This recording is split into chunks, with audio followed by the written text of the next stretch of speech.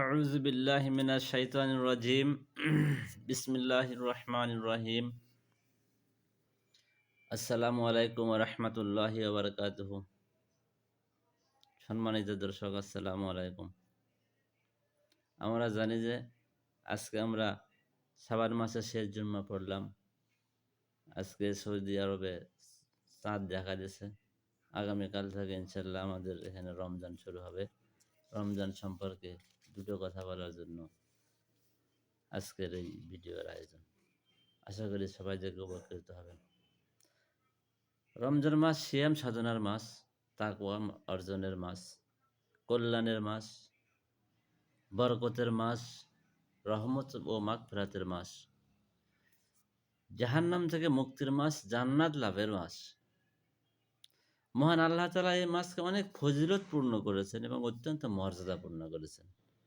আল্লাহ তাআলা এই মাসকে মর্যাদাপূর্ণ করার প্রধান যে কারণ হচ্ছে, এই মাসে রব্বুল আলামিন কোরআন নাজিল করেছেন। আল্লাহ তাআলা পাক কালামে বলেছেন, শাহরু রমাদান আল্লাযী উনজিলা ফীহিল কোরআন। আমি রমজান মাসেই কোরআনকে নাজিল করেছি। এই কোরআনের মর্যাদার কারণে, কোরআন নাজিলের কারণে এই মাসটা অত্যন্ত মর্যাদাপূর্ণ হয়েছে। এই মাসে, রমজান মাসে আল্লাহ তাআলা জান্নাতের দরজাগুলো খুলে দেন, জাহান্নামের দরজাগুলো বন্ধ করে দেন, দুষ্ট জিন শয়তানদেরকে শিকল দ্বারা আবদ্ধ করে দেন। নবী করিম সাল্লাল্লাহু আলাইহি সাল্লাম বলেছেন, ইযা জা রমাদানু, যখন তোমাদের মাঝে রমজান মাস চলে আসে, ফুতিহাত আবওয়াবুন জান্নাত, জান্নাতের দরজাগুলো খুলে দেওয়া হয়। অগুল্লিকত আবওয়াবুন নার, জাহান্নামের দরজাগুলোকে বন্ধ করে দেওয়া হয়। ওয়াসুফিদাতিশ শাইতান, শয়তানের হাতকে, শয়তানদেরকে শিকল দ্বারা বন্ধন করা হয়। এই মাসের অনেক মর্যাদা রয়েছে, তার মধ্যে একটা উল্লেখযোগ্য মর্যাদা হলো লাইলাতুল কদর নসিব হয়। মহান আল্লাহ তাআলা বলেন, সূরা আল্লাহ রাব্বুল আলামিন তার কোরআনুল কারীমের মধ্যে ঘোষণা করেছেন, সূরা কদর, কদরের মধ্যে পরিষ্কারভাবে বলে দিয়েছেন, ইন্না আনজালনাহু ফি লাইলাতিল কদর, নিশ্চয় আমি সম্মানিত রাত্রিতে এটা নাজিল করেছি। ওমা আদরাকা মা লাইলাতুল কদর, আপনি কি জানেন এই লাইলাতুল কদরটা কি? তারপর আয়াতে আল্লাহ বলছেন, লাইলাতুল কদরি খায়রুম মিন আলফি শাহর, লাইলাতুল কদর অর্থাৎ সম্মানিত রাত হচ্ছে, খায়রুম মানে উত্তম, আলফি মানে হাজার, শাহর মানে মাস, হাজার মাস অপেক্ষা উত্তম একটা সম্মানিত রাত রয়েছে রমজানের মধ্যে। আমাদের দুনিয়ার গণনা মতে হাজার মাস সমান 83 বছর 4 মাসের মতো হয় প্রায়। এই রাতে কি হয়? তারপরে আল্লাহ তাআলা বলছেন, তানাজ্জালুল মালাইকাতু ওয়ার রূহ, এই রাতে ফেরেশতা এবং রূহ নাজিল হয়, চলে আসে। ফিহা বিইজনি রাব্বিহিম মিন কুল্লি আমর, আল্লাহর অনুমতি ক্রমে, আল্লাহর হুকুমে, সালামুন হিয়া হাত্তা মাতলাইল ফজর, ফজর পর্যন্ত তারা শান্তি আর শান্তি বর্ষণ করতে থাকে। এটা রমজান মাসে হয়। শবে কদর বা লাইলাতুল কদর কবে? এই ইলমটা রাসূলুল্লাহ সাল্লাল্লাহু আলাইহি সাল্লামকে ভুলিয়ে দেওয়া হয়েছে। তবে রাসূলুল্লাহ সাল্লাল্লাহু আলাইহি সাল্লাম একটা ইঙ্গিত দিয়েছেন যে, রমজানের শেষের দশকের বেজোর রাত্রিতে তোমরা শবে কদর বা লাইলাতুল কদর তালাশ করো। রমজানের আরেকটা মর্যাদাপূর্ণ রয়েছে, গুণ রয়েছে, এই মাসে দোয়া কবুল হয়। রাসূলুল্লাহ সাল্লাল্লাহু আলাইহি সাল্লাম বলেছেন, রমজানের প্রত্যেকটা দিন ও রাতে বহু সংখ্যক জাহান্নামীকে মাফ করে দেওয়া হয়। সুবহানাল্লাহ, সুবহানাল্লাহ। আল্লাহ তাআলা আমাদেরকে সেই মাফকারী বান্দাদের মধ্যে গণ্য করুন, আমিন। তাকওয়া অর্জনের মুবারকপূর্ণ এই মাসে আল্লাহ তাআলা প্রত্যেকটা মুমিন মুসলমানদেরকে কিছু দায়িত্ব দিয়েছেন। আজকে আমাদের এই ভিডিওর মেইন টার্গেটটা হচ্ছে, রমজান মাসে মুমিনের দায় দায়িত্ব কি? মুমিনের দায় দায়িত্ব কি এই সম্পর্কে আলোচনা করতে গেলে আমরা এই মাসটাকে ৩টি ভাগে ভাগ করে নিতে পারি। আচ্ছা, আমরা প্রথম ভাগে আলোচনা করি। প্রথম ভাগ সিয়াম। সিয়াম অর্থ রোজা। সিয়াম আরবি শব্দ আর রোজা হচ্ছে ফার্সি শব্দ। আমরা বাংলাদেশের মানুষ, বাংলাদেশে রোজা বলে সবাই আছেন, তাই বলে রোজা। রমজান মাসে রোজা পালন করা বা সিয়াম পালন করা প্রত্যেকটা মুসলমানের জন্য ফরজ, এটা ফরজে আইন। এখন রোজা কি, সিয়াম কি? সিয়াম হচ্ছে সুবে সাদেক থেকে সূর্য অস্ত পর্যন্ত সময়ে, সূর্য অস্ত পর্যন্ত সময়ে নিয়ত সহ পানাহার ও যৌনাকাঙ্ক্ষা থেকে বা যৌন মিলন থেকে বিরত থাকা সওয়াবের আশায়, এটি নামে বলে সিয়াম।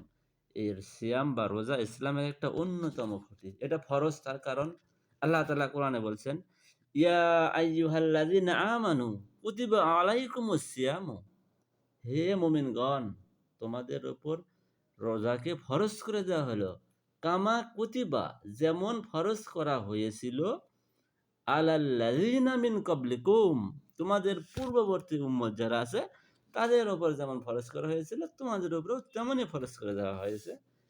কিসের জন্য ফরজ করে দেওয়া হয়েছে? লাআল্লাকুম তাত্তাকুন, যেন তোমরা তাকওয়া অর্জন করতে পারো। তাকওয়া কি? আল্লাহর ভয় অর্জন করতে পারো, এই জন্য সিয়াম সাধনা আল্লাহ তাআলা দান করেছেন। এ সম্পর্কে অন্য আয়াতে বলা হয়েছে যে তোমরা যারা যারা এই রমজান মাস পাইবা, রমজান মাস পর্যন্ত পৌঁছিবা, রমজান মাস পর্যন্ত তোমাদের যারা যারা হায়াত থাকবে তারা যেন সবাই রমজানের রোজা পালন করে। আল্লাহ তাআলা আমাদের এই রমজানের 30টা রোজা বা 29টা রোজা ইহতিমামের সাথে পালন করা তৌফিক দান করুন। আচ্ছা, আমরা 3 ভাগের প্রথম ভাগ রোজা নিয়ে আলোচনা করছিলাম, তাহলে আমরা একটু রোজার কিছু ফজিলত সম্পর্কে আলোচনা করি। রোজা আমি কেন করব? রোজা করার কারণ কি? রোজার পুরস্কার আল্লাহ তাআলা বলেন, আস-সাওমু লি ওয়া আনা আজ্জু বিহি, হাদিসে কুদসি। রাসূলুল্লাহ সাল্লাল্লাহু আলাইহি সাল্লাম বলেছেন, আল্লাহ তাআলা বলেন, আস-সাওমু লি ওয়া আনা আজ্জু বিহি, রোজা আমার জন্য, এর প্রতিদান আমি আল্লাহ নিজেই দেব। এখানে একটু চিন্তার বিষয় আছে। ধরুন আপনার এলাকার বড় একজন লিডার বা এমপি বা ডিসি সাহেব, তার মন জোগায় ফেলাইছেন আপনি, আপনাকে ভালো কোনো একটা গিফট দেবে। সে যদি বলে যে এমপি সাহেব আপনাকে একটা কিছু গিফট দেবে, আপনি ধারণা করেন তো এমপি সাহেব যদি কোনো গিফট দেয় বা কোনো জিনিসের প্রতিদান দেয়, সে জিনিসটা ছোট না বড় হবে? নিশ্চয়ই বড় হবে। এখানে মহান আল্লাহ রাব্বুল আলামিন বলছেন, কোন আল্লাহ বলছেন? লিল্লাহি মা ফিস সামাওয়াতি ওয়াল আরদ, যা কিছু আছে আসমান এবং জমিনের মধ্যে সব কিছু আল্লাহর।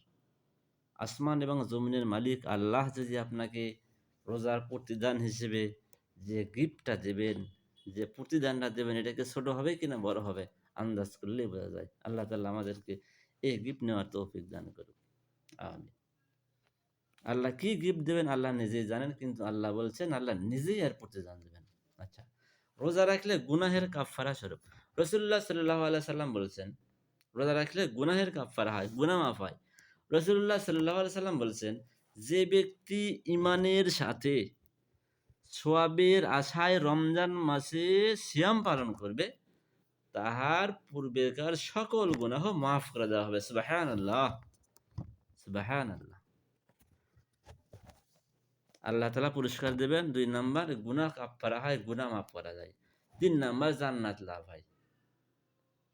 রোজার ফজিলত, রোজা রাখলে জান্নাত লাভ হয়। কিয়ামতের দিন যখন কঠিন মুসিবতের সময় আসবে, কিয়ামতের ময়দানে জান্নাত থেকে একটা দরজা আসবে, জান্নাতের একটা স্তর বা দরজা এসে ডাকতে থাকবে, আইমান সাইমুন, আইমান সাইমুন। আর রায়্যান নামক দরজা, আইমান সাইমুন, আইমান সাইমুন, রোজাদাররা কোথায়, রোজাদাররা কোথায়, তোমরা চলে আসো, তোমরা চলে আসো। সে কিয়ামতের মাঠে একমাত্র রোজাদার ব্যক্তিরাই জান্নাতের আর রায়্যান দরজা দিয়ে প্রবেশ করবে। সুবহানাল্লাহ। আল্লাহ তাআলা ওই কঠিন মুসিবতের সময় আমাদের সবাইকে ওই আর রায়্যান দরজা দিয়ে জান্নাতে যাওয়ার তৌফিক দান করুন, আমিন, আমিন, সুম্মা আমিন। 4 নাম্বার ফজিলত, রোজাদারদের জন্য শাফায়াত করা হবে। অত্যন্ত উত্তম সনদে ইমাম আহমদ ও ইমাম হাকিম বর্ণনা করেছেন, রাসূল সাল্লাল্লাহু আলাইহি সাল্লাম বলেছেন, রোজা এবং কোরআন কিয়ামতের দিনে তার জন্য সুপারিশকারী হবে। কোরআন এবং রোজা তার জন্য সুপারিশকারী হবে, সহিহ হাদিস। রোজা বলবে, ইয়া রব্বুল আলামিন, সে দিনের বেলায় আমাকে পানাহার থেকে এবং যৌনাকাঙ্ক্ষা থেকে নিজেকে বিরত রেখেছে, আমি আজকে তার জন্য শাফায়াতকারী হয়ে যাব। আল্লাহ তাআলা তাকে শাফায়াত করার অনুমতি দিয়ে দিবেন। ৫ নাম্বার ফজিলত হচ্ছে, রোজাদারের মুখের দুর্গন্ধ আল্লাহ তাআলার কাছে মিস্ক ও আম্বরের চেয়েও প্রিয়। রাসূলুল্লাহ সাল্লাল্লাহু আলাইহি সাল্লাম বলেছেন, রাসূলুল্লাহ সাল্লাল্লাহু আলাইহি সাল্লাম বলেন, যার হাতে আমার প্রাণ, তার কসম, রোজাদারের মুখের দুর্গন্ধ কিয়ামতের দিন আল্লাহ তাআলার কাছে মিস্ক আম্বরের চেয়েও সুগন্ধিময় হবে। বুখারী শরীফের হাদিস, 1994 নম্বর হাদিস। হাদিসের অর্থ, জাহান্নামের অগ্নি থেকে মুক্তি লাভের ঢাল স্বরূপ হবে। যখন কোনো রোজাদার ব্যক্তি যুদ্ধের ময়দানে, আপনি যদি যুদ্ধে যান, আপনি হাতে যদি কোনো ঢাল থাকে, তরোয়ার দ্বারা আঘাত করলে আপনি ঢাল দিয়ে সে আঘাত প্রতিহত করতে পারবেন। ঠিক তদ্রূপ আল্লাহ যখন কোনো আযাব দেবে আপনাকে, জাহান্নামে যদি আপনি যানও বা আপনার কোনো আযাব আছে, ওই রোজা সেই সময় আপনাকে ঢালের মতো কাজ করবে। রাসূলুল্লাহ সাল্লাল্লাহু আলাইহি সাল্লাম বলেছেন, যে ব্যক্তি আল্লাহর রাস্তায় একদিন রোজা রাখবে, আল্লাহ তাকে জাহান্নাম থেকে ৭০ বছরের রাস্তা দূরে করে দেবেন। সুবহানাল্লাহি বিহামদিহি, সুবহানাল্লাহ, সুবহানাল্লাহ। ইমাম আহমদ সনদে বর্ণনা করেন, রাসূল সাল্লাল্লাহু আলাইহি সাল্লাম বলেন উক্ত হাদিসটি। আমরা রোজাদারের কত ফজিলত শুনলাম। কি ফজিলত শুনলাম? শর্টে একবার সবাই রিক্যাপ করে মনে আসেনি? ১ নাম্বার, রোজাদারের জন্য পুরস্কার আল্লাহ নিজেই দিবেন। রোজাদারের পুরস্কার আল্লাহ নিজেই দিবেন। রোজাদারের গুনাহ মাফ করে দেবেন। ৩ নাম্বার, জান্নাত লাভ হবে। ৩ নাম্বার, জান্নাত লাভ হবে। ৪ নাম্বার, রোজাদারকে শাফায়াত করবে। রোজাদারদের জন্য রোজা এবং কোরআন শাফায়াত করবে। ৫ নাম্বার, রোজাদারের মুখের গন্ধ আল্লাহ তাআলার কাছে মিস্ক ও আম্বরের চেয়েও সুগন্ধময় মনে হবে। ৭ নাম্বার, ৬ নাম্বার,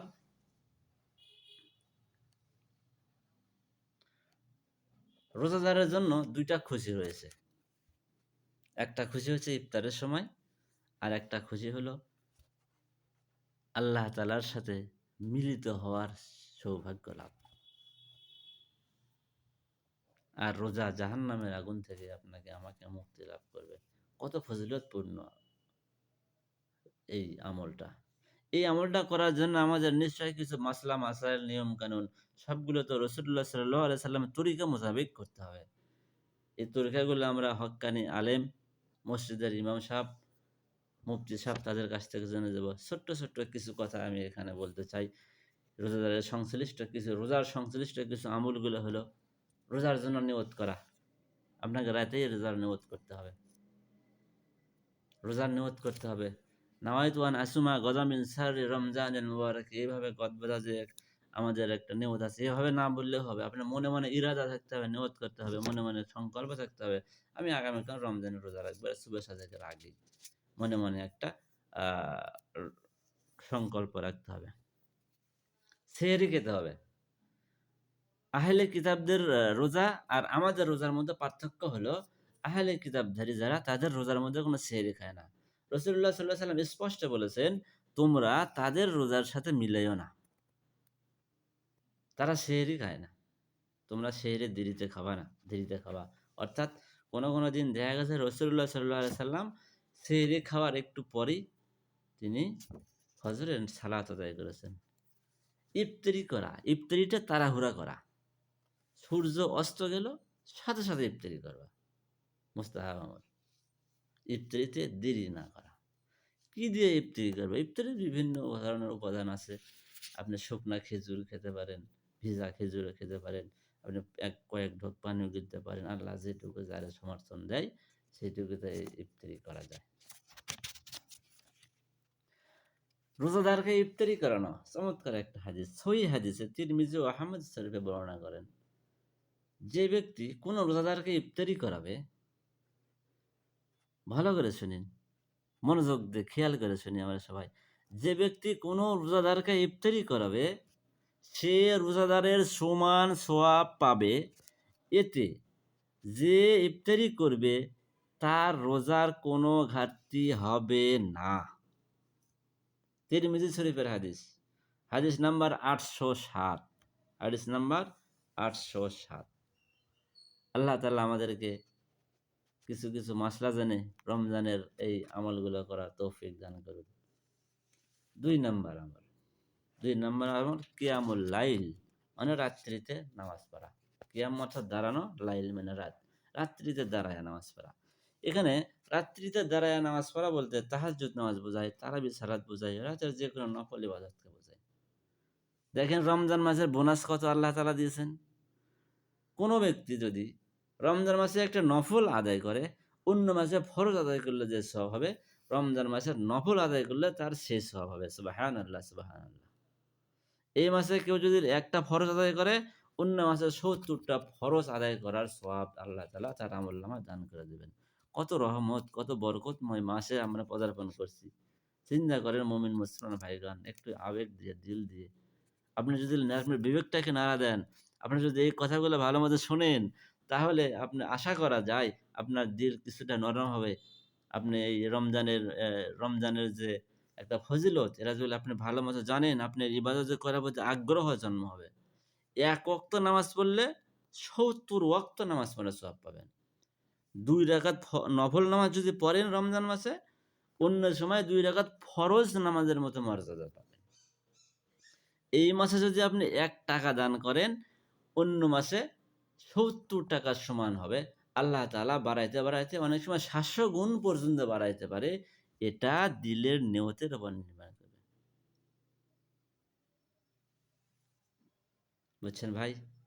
আমরা চেষ্টা করব সবাই ইহতিমামের সাথে, ইমাম যতক্ষণ পর্যন্ত তারাবির নামাজ পড়বে, কষ্ট করে, ধৈর্য ধরে এই সিয়াম সাধনার মাসে আমরা ইমামের সাথে খতম তারাবি ধীরে ধীরে নামাজের হক আদায় করে পড়ার চেষ্টা করি, এবং রাত্রে নিজে নিজে কিয়ামুল লাইল অর্থাৎ তাহাজ্জুদ নামাজ, জিকির, আজকার, অধিকাংশ আরও যে ইবাদতগুলো আছে সবাই করার চেষ্টা করি। এটা সুবর্ণ সুযোগ, এটা আমাদের সুবর্ণ সুযোগ। কিষানির যেমন, বাংলাদেশের কৃষকের যেমন বৈশাখ মাসে যদি কোনো কৃষক ধান কাটা বাদ দিয়ে যদি সে অলস সময় পার করে বসে থাকে, তাহলে কি তার পক্ষে ফসল ঘরে তোলা কি সম্ভব? কক্ষনো সম্ভব না, কোশ্চেনকালেও সম্ভব না। ধরেন আপনাদের বর্তমান রাজনৈতিক প্রেক্ষাপট ধরেন, ভোটের ৩ মাস আগে বা ভোটের ২ মাস আগে কোনো রাজনৈতিক দল যদি তার প্রচারণা কাজ-বাজ না করে, সে কি কোশ্চেনকালেও ক্ষমতায় যেতে পারবে? কক্ষনো পারবে না। তার একটা মৌসুম আছে, প্রত্যেক জিনিসের একটা মৌসুম আছে। ঠিক প্রত্যেক মুমিন মুসলমানের জন্য প্রিয় একটা মৌসুম চলতেছে, মাহে রমাদান, মাহে রমজান। আপনার ইবাদতের মৌসুম চলে, বোনাস চলে, অফার চলে, গ্রেট অফার চলে, ট্রিপল অফার চলে। এই অফার যদি আপনি গ্রহণ করতে ব্যর্থ হন, তাহলে বুঝতে নেবেন আপনার কপাল অত সুন্দর না। একটা হাদিস মনে পড়ে গেল। একদিন নবী করিম সাল্লাল্লাহু আলাইহি সাল্লাম মসজিদে উপস্থিত। রাসূলুল্লাহ সাল্লাল্লাহু আলাইহি সাল্লাম মসজিদের মেম্বারে পা রাখলেন, বললেন আমিন। আবার ২য় সিঁড়িতে পা রাখলেন, রাসূলুল্লাহ বললেন আমিন। ৩য় সিঁড়িতে পা রাখলেন, রাসূলুল্লাহ বললেন আমিন। উপস্থিত সাহাবায়ে কেরাম জিজ্ঞেস করলেন, ইয়া রাসূলাল্লাহ, আপনি তো আগে কখনো এরকম নামাজ পড়েননি, এরকম আমিন বলেননি, আজকে আমিন বললেন, এর কারণ কি? রাসূল সাল্লাল্লাহু আলাইহি সাল্লাম বললেন, এই মুহূর্তে জিবরাইল আমিন আমার কাছে এসেছিল। জিবরাইল এসে আমাকে ৩ টা বরদোয়ার কথা বলছে। আমি সেগুলো আমিন বলে আরো সত্যায়িত করে দিছি। রাসূলুল্লাহ সাল্লাল্লাহু আলাইহি সাল্লাম পর্যায়ক্রমে বললেন, যে ব্যক্তি বিরুদ্ধ অবস্থায় তার পিতা-মাতা উভয়কে পেল অথবা ২ জনের একজনকে পেল, তাদেরকে সেবা যত্ন করে জান্নাতটা ওয়াজিব করে নিতে পারল না। জিবরাইল আমিন এসে বলল, ইয়া রাসূলুল্লাহ, সে ধ্বংস হোক। আমি আমিন বলেছি, আপনিও আমিন বলুন। রাসূলুল্লাহ আমিন বলছেন, মানে এটা আরো গ্রান্টেড দিয়ে দিলেন। পিতা-মাতার মর্যাদা, আল্লাহর পরে যাদের স্থান, কত বড় বদদুয়া দিলেন। দ্বিতীয় নাম্বার, রসুল সাল্লাল্লাহু আলাইহি সাল্লাম বলছেন, জিবরাইল আলাইহিস সালাম বললেন, ইয়া রাসূলাল্লাহ, যে ব্যক্তি আপনার নাম শুনলো অথবা অতঃপর সে দরুদ পড়ল না, সে ব্যক্তি ধ্বংস হোক। রাসূলুল্লাহ বললেন, আমিন। সত্যিটা করলেন, বদদোয়া আল্লাহ আরো সত্য গ্রান্টেড করে দিলেন। ৩ নাম্বারে বললেন, ইয়া রাসূলাল্লাহ, যে ব্যক্তি তার হায়াতে রমজান মাস পেল কিন্তু ইবাদত বন্দেগী এবং এই সুযোগ পায়া যে তার গুনাহ মাফ করা নিষ্পাপ মাসুম হতে পারল না, সেও ধ্বংস হোক। আল্লাহ রসুল সাল্লাল্লাহু আলাইহি সাল্লাম বললেন, আমিন। ও ভাই, ও বন্ধু, ও দোস্ত বুজুর্গ, একটু চিন্তা করে দেখেন তো। আল্লাহ রসুল যেখানে ধ্বংস হওয়ার জন্য বরদোয়া দিয়েছেন, আমিন বলছেন, সেই সময় আপনি কোন জ্ঞানে, কোন হিসেবে, কোন বিবেকে, কোন ইমানে, কোন আকলে আপনি ভাই এই রমজান মাসের ইহতিমামটা করবেন না ভাই? রিকোয়েস্ট করি, যে যেখান থেকে দেখছেন একটু চেষ্টা করেন আল্লাহ রসুলের এই কথাগুলো দিলের সাথে মানিয়ে নিয়ে সুন্দরভাবে পুরো রমজানটা একটু পালন করার চেষ্টা করেন ভাই, উপকৃত হবেন ভাই। জাহান্নামের আযাব বড় কঠিন, আমরা আলোচনায় ওই দিকে যাইতেছি না। জাহান্নামের আযাব বড় কঠিন। ছোট্ট একটা কথা বলি, আল্লাহ তাআলা বলছেন, ইন্না জাহান্নামা কানাত মিরসাদা, সেদিন জাহান্নাম অপেক্ষামান থাকবে। কেমন অপেক্ষা? একদম উৎপেতে থাকবে অপরাধীকে ধরার জন্য। কিভাবে? যেমন ধরুন, একটা ইন্টারন্যাশনাল অপরাধী, যারে ধরলে একবারে $1 কোটি পুরস্কার পাওয়া যাবে।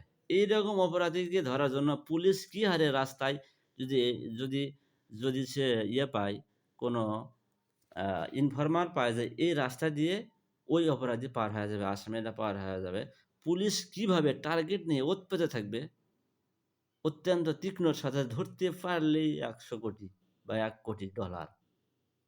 ঠিক কিয়ামতের দিনে জাহান্নাম এইরকম উৎপাতে থাকবে। ইন্না জাহান্নামা কানাত মিরসাদা, উৎপাতে থাকবে অপরাধীকে ধরার জন্য। অপরাধী ধরে কি করবে? লাবিসিনা ফিহা আহকাবা, জাহান্নামে যে আপনাকে রাখবে, সারা সেখানে জাহান্নামে থাকবে। আহকাবা, হুকবার পর হুকবা, কত হুকবা যে থাকবে তার কোনো হিসাব নেই, আল্লাহ তাআলা ভালো জানেন। ১ হুকবা সমান ২,৮৮,০০,০০০ বছর। ওখানে কে যাবে? লিত্তাগিনা মাআবা, তগুত শ্রেণীর লোক। তাগুত কে? তাগুত কাকে বলে? তাগুত শব্দের বাংলা অর্থ হচ্ছে সীমা লঙ্ঘনকারী, যে সীমা লঙ্ঘনকারী। সীমা লঙ্ঘন কে করছিল? উদাহরণ, একটা উদাহরণ আল্লাহ তাআলা দিয়ে দিয়েছেন, ফিরআউন। ফিরআউনকে তাগুত বলা হয়। তাগুত সেই শক্তিকে বলা হয় যে নিজে ইসলাম মানে না, অন্যকেও মানতে দেয় না, তাহাকে তাগুত বলে।